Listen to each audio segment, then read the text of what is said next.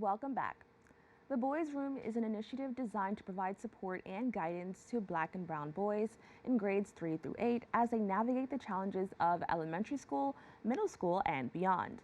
The program seeks to empower these boys by fostering positive relationships with their peers, providing mentorship, and offering much needed support during this critical stage of their development. Founder of the Boys Room, Cindy McField-Asamoah, and program instructor and book club co-facilitator, Nia Scott, joins me to discuss the program. Thank you both so much for joining me. Lovely to Thank be you for here. having us. Now, what is the Boys Room and how did it come to be?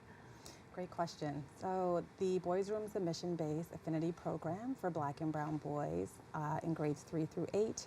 We mentor, support, and empower them during a critical time in their development, and our goal is to really just enhance them socially and academically and to provide a foundation for critical thinking.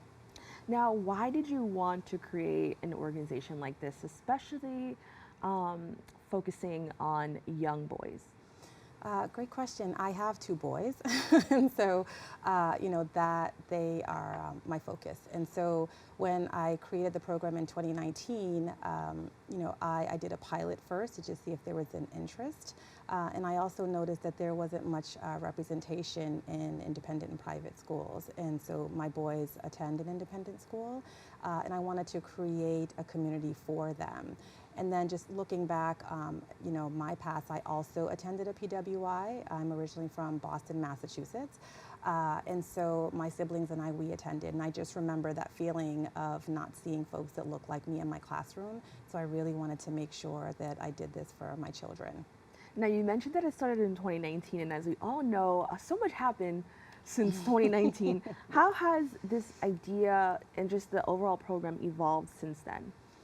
Yeah, we started in New York City, and then a few years later we expanded to Massachusetts, and then shortly after that we expanded to Connecticut, and now we are in North Carolina. So initially I was actually just running the programming myself, but then, of course I can't be in all of the places all of the time, so then I needed to onboard staff in those states as well.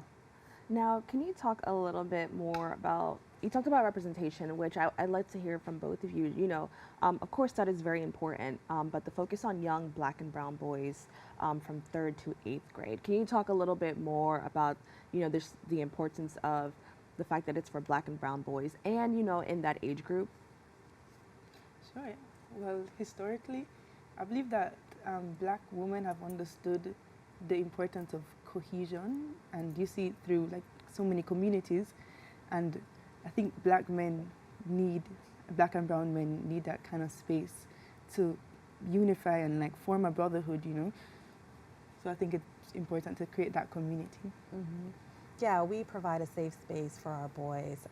They enjoy it tremendously. I can share with you that, we have a few different offerings. We have the school base, we have the community base, and we also have the book club. And so, with the school-based programming, those are young boys who actually attend that school. And so we meet with them on their campus after school.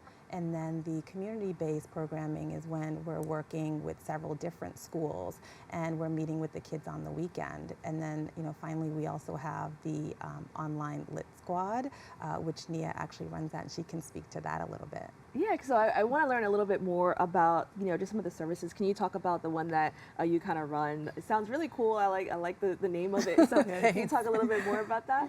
We love book club. Book club we run it once a week, every Sunday, and for an hour, and it's on Zoom. So we have different cohorts in North Carolina, in New York, in the Bronx.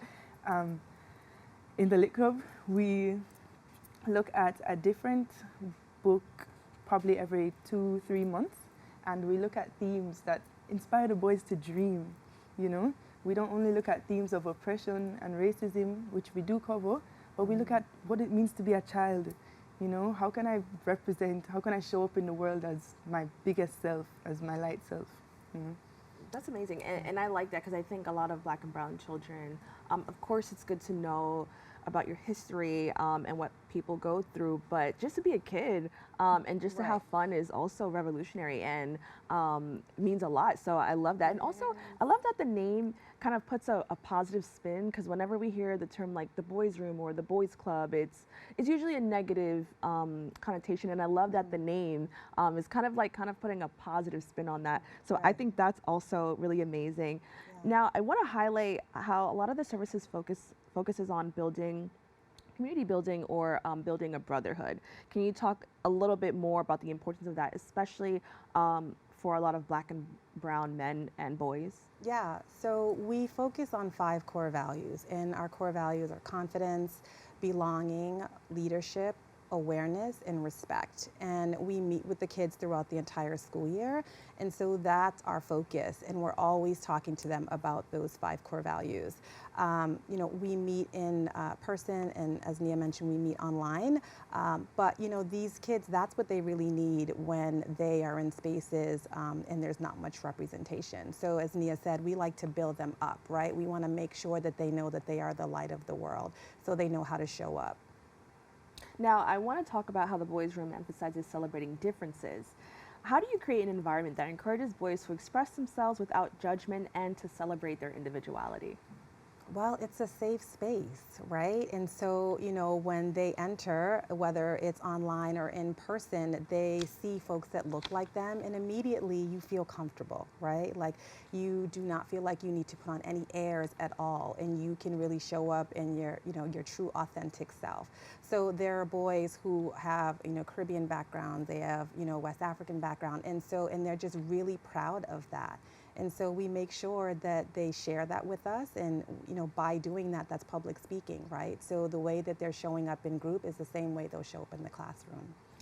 And in the book club, no question is a bad question. And me and my co-facilitator, we really emphasize the fact that they're free to speak, and anytime someone laughs or giggles at a comment, we make sure we call that out, that behavior out, and say that is not in line with who we are. We're a brotherhood, and we support each other's ideas. Now, I want to expand on, you mentioned that sometimes the boys will have different backgrounds and come from different places, while also sharing something that, you know, I guess binds them together or kind of like builds community with them. Can you talk about, you know, how you see just this idea expanding even outside of New York, but still kind of holding on to that idea of togetherness and building community? Great question. Yeah, you know, there's a lot of things on the horizon right now, but it's really important. And I think what really ties the programming together is the Lit Squad, right? Because although they are in different cities and in different states, essentially doing the same type of work, having them be together online with the book club, that's an opportunity for all of the boys in all of the cohorts in all of the states to get together and build community online as well as in person too. Now, what are some of the challenges that are facing young Black and brown boys, you know, in this age group? You know, what are some things that are unique to them that we may need this type of programming for this community? Well, boys, when there's no representation, right, they oftentimes might feel a little self-conscious, right?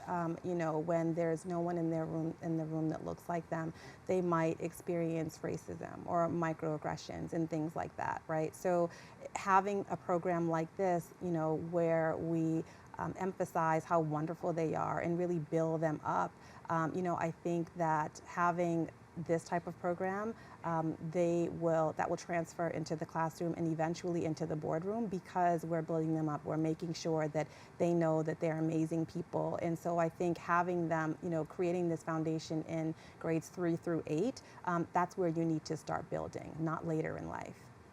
Now, can you talk about the mentorship and what mentoring looks like at the boys' room? Well, mentorship looks different in the different spaces. So online, we have to be really cognizant of the fact that students are in their own homes, and so we have to really keep the eye contact. So mentorship online looks like checking in. Hey, how are you today? What's going on? What do you need today? In person mentorship, it's kind of, after a long day of school, you know, it's kind of hard to keep boys' attention. So mentorship is, okay, where are we at energy level? So with my boys, I go like, okay, how are we feeling from here to here? I'm feeling at 5, okay, I need to bring all my energy and kind of transmit it to you. You know, we kind of do it that way. Yeah. That's awesome. Now, what are your aspirations for the expansion and the evolution of the boys' room? And are there any new initiatives or areas of focus on the horizon? You know, I always tell people this program has to outlive me. You know, I'm very intentional about making sure that it grows and expands. You know, right now we are in 4 states in 4 years, which is an amazing growth. And there's more happening. And I just really want to see this program everywhere, honestly. Everywhere where there are Black and brown boys who might feel like, you know, there's no one that looks like them, and they might feel like, you know, they're really not bringing their true authentic self into, you know, whatever it is that they're doing, whether it's, you know, sports or the classroom or wherever. I really want them to feel confident and be strong in themselves. Now, does the organization have any collaborations with schools and communities for programming events or workshops? Yeah, we've done quite a few in the past, and we have some things coming up. You know, in the past, we have worked with food pantries in churches, you know, where the boys would package, you know, food and deliver it to homes, or, you know, when we're working with you know, thrift stores, you know, the things that no one, you know, that they package together and they bring to other shelters. You know, I've done workshops this past few months. Actually, I was at the National Association of Independent Schools People of Color Conference. I was invited to do a workshop there, and that was in Missouri. I have a couple other workshops on the horizon coming up, just really putting the program out there. And, you know, everyone in the U.S. is, you know, attending these conferences, so it's really putting the program on the map in that way.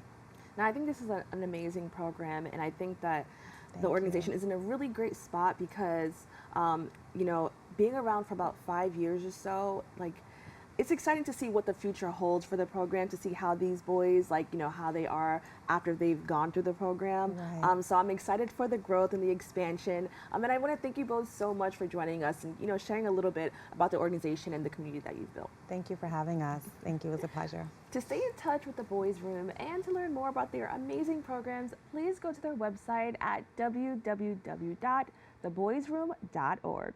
Stay tuned. We have more open for you right after this.